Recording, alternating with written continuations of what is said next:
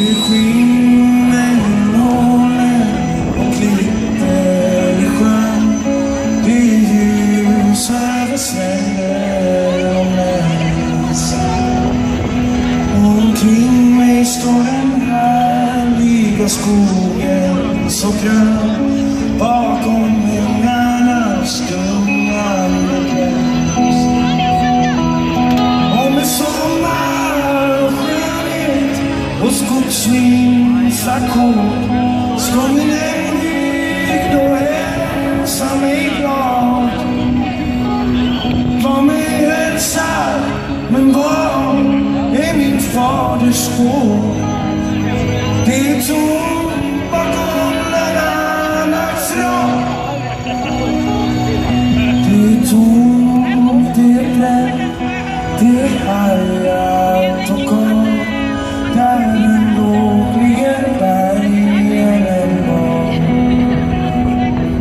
Men däröver går minnet med vinden så svagt. Och det minnet är allt som finns kvar. Och det är jag som såg en gavel stå vid och ett fönster stå öppet där i.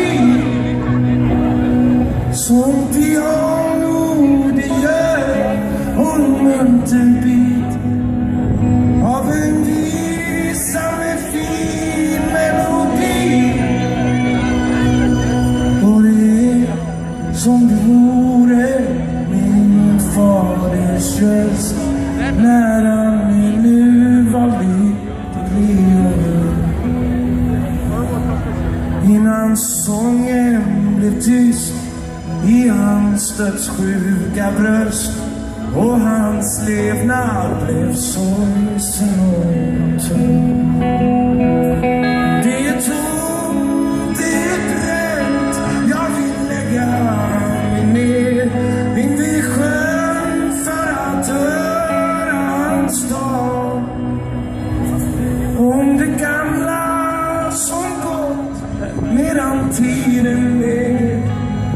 Om det gamla i hans dag.